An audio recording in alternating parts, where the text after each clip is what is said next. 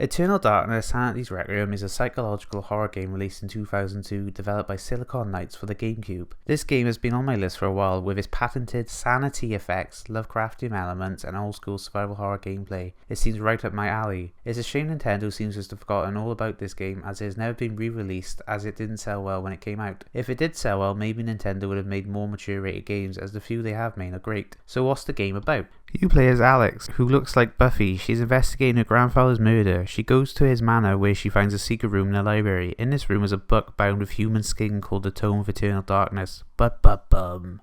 It contains accounts of lots of people from different time periods in the past, who you will then get to play as. Through this book, you will uncover an ancient evil who wants to enslave humanity. At the start of the game, only one chapter is available in the book. Pius Augustus in 26 BC. He is a Roman commander sent to Persia to find a relic. He gets lured away by a strange voice and ends up in front of 3 artifacts. They have cool names, but I'm going to call them red, blue and green. You pick one and get corrupted by it, making our poor boy Pius undead but extremely powerful. This is where he becomes loyal to the god of whatever artifact you chose and begins working on a way to free him. From here you will go back to the present day to find another chapter of the book in the manor. Once you do, you'll read it and get to play as a different character in a different time period. This is told non-chronologically. These range from an Indiana Jones type in 1983, a monk in 1485, and a messenger in 814 AD. There are only 4 locations in the game: the manor, an underground temple in Persia, a Rays of the Lost Ark inspired temple in Cambodia, and a cathedral in France.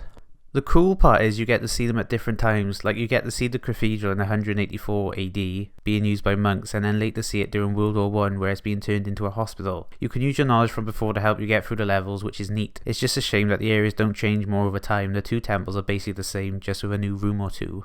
The chapters normally consist of your playable character encountering monsters or the undead Pius, and learning a little more about the threat you will face. The earlier chapters are about making the bad guys seem unstoppable and humanity being insignificant. The chapters normally end with your character dying, furthering Pyrus' plans. One chapter ends with your guy trying to tell the world about the evil that's going on, but ends up in a mental asylum instead. Or another sees your guy getting buried in cement and made into a big tower full of sacrifices. Great horror moments like these are sown throughout the story. Eventually, ghosts of the playable characters will start helping your current character, slowly forming a plan to stop the ancient god, unstoppable as it may seem. I love how the story is told and how it unfolds. You'll start the game confused, thinking what the hell is going on, to eventually getting what you need to do. Really put me in the shoes of the main character. It's quite unique for the story to be told across different time periods and characters. I don't think I've seen anything like this in a game since. The story has a lot of Lovecraft elements like ancient war between cosmic entities, lots of people losing their sanity, and unknowable horrors which I find neat.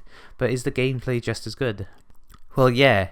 It plays like a classic survival horror for the most part. It uses fixed camera angles, which I miss in modern horror games. You can't move and shoot at the same time, and it doesn't use tank controls, which means it's more fluid than OG Resident Evils. It has a similar inventory screen where you can check the items you've gathered and spin them around. This is how you change weapons, combine items, and use them when stood in front of something. As the game takes place in different time periods, you get a large variety of weapons to suit the area you're in. A lot of chapters take place before guns were invented, so there is a focus on melee combat. You normally get sharp weapons like swords, which is used for the dismemberment system. You can lock on to different body parts on the enemy so they're highlighted, and cut them off. So you could hack the arms off, meaning they can't grab you. I think this is really cool and satisfying to do. The only issue is the lock on can be a bit finicky and not work sometimes. And say if a big enemy's back is towards the camera, you can't see if the face is highlighted. When you start getting to the modern eras, you will get guns. I found these are not as useful as the melee weapons though. They don't seem to kill the monsters as quickly as swords. Some have really long reload times because they're old. Like in one chapter you get dual flintlock pistols, which did alright damage, but man, one pistol took ages to reload, let alone 2. There also isn't a reload button. There is one if you run out of bullets in your clip, but if you want to reload with say 2 bullets left in your revolver, you're gonna have to go into the menu and mix bullets with guns to start the reload animation. There was also a lot of ammo throughout the levels. I never felt like I needed to hoard the resources, so it's a little more relaxed than old school Resident Evil. There is also a unique magic system. Remember when I said you had to pick a colour between red, blue and green? This actually has an impact on the gameplay. It works like rock, paper, scissors. Green beats blue, blue beats red, red beats green. This is important to remember, as you will have to use the right colour and spells you learn a lot to progress. So if you come up against a blue shield, you're going to have to use a green dispel spell to break it. Each colour also represents different bars. Red is your health, blue is your magic, and green is your sanity. You will learn the recover spell early on, so if you wanted to heal you would cast recovery and then red to heal yourself. If you wanted to regain sanity you would cast recover then green. Magic is recovered over time, which is nice as it is needed to solve some puzzles and would suck if you ran out of it forever. Enemies are also tied to these colours. A blue demon will suck the magic out of you whilst a green one will drain your sanity. The colour you pick also changes the ending you get, but this is only a slight variation. You'll have to beat the game once with each colour if you want to get the true ending. I guess that's replay value, but I'd rather just look up the endings on YouTube. I should probably talk about the spells. Throughout the game you will collect runes off some defeated enemies. These will go in your spell page as question marks. You can find translation stones in the levels to tell you the name of the runes. These aren't necessary but do help. You can then find actual spells. These will tell you what combination of runes to use when you make the spell in the menu. Luckily once you have made the spell once, it gets saved for quick use.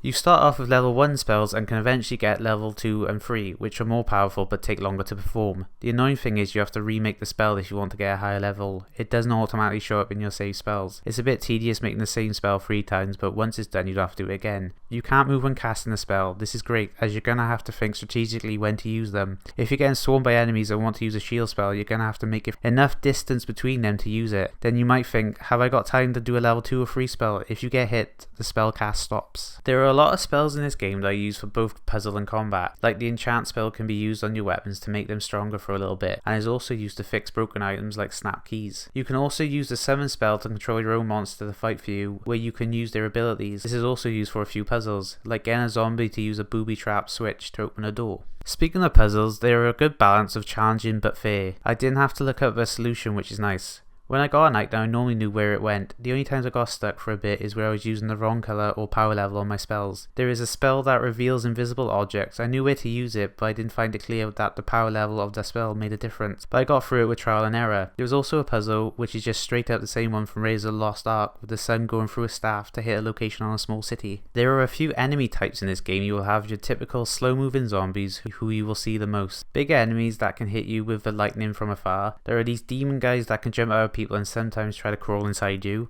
The most annoying ones are the little scorpions. When they attack you, you will get teleported to a room. This can be a blessing or a curse, as this room will have recharges places for your health, magic and sanity. But there will also be enemies in here as well. It's not super annoying, just by the time you unlock the recover spell you don't really need to go to this room to recharge. You can sneak past the scorpions or shoot them, but they normally spawn multiple in the same room, making this challenging sometimes. I somehow haven't talked about the game's standout feature, the one that Nintendo has patented, so no one else can use it. It's the sanity system. It's great. Basically when you see an enemy you will lose a bit of your sanity unless you perform a finishing move on them before they disappear when they are dying on the ground, which isn't always possible if there are other enemies nearby. Once your sanity is completely drained you will lose health instead.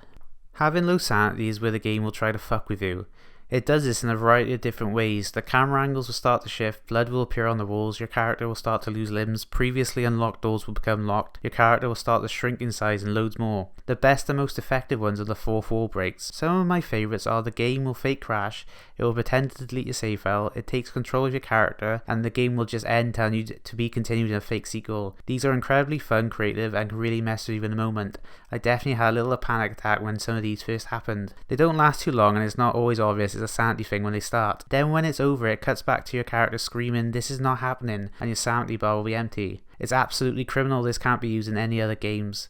This would be so great in the Silent Hill. You should definitely look at a montage of sanity effects in this game if you can't play it. The only negative I have with this game is the backtracking. It seems a bit unnecessary in some chapters, but it's the worst in this long repetitive bit where you have to activate 9 towers. Once you activate one you get sent back to the start, so you have to walk back and forth. Then you have to do this again in a later chapter, but this time the floor can hurt you, meaning you have to cast a level 3 spell every time you want to go anywhere. Just very time consuming. For a game from 2002 it holds up really well. There are some parts of me that think graphics never really got much better than this generation of games. Character models are great, the environments are very detailed, and the use of lighting and colour really enhance the horror. The voice acting is good. It's not trying to be super realistic, it suits the game well. There are a few recognisable voices in there, like Jennifer Hale. The music is great, very unsettling. It sprinkles in screams and random chants to keep you on edge. In the mansion every so often I would hear really loud knocking like on a door, but I could never find where it was coming from. It was great. I also noticed a statue that was slowly turning to follow me around the room. Just a great horror experience. Overall I adored this game. I'm a sucker for survival horrors. The sanity system is fun and unique. I found the story engaging and quite different in the way it's told. It's just a shame it's only available on the GameCube.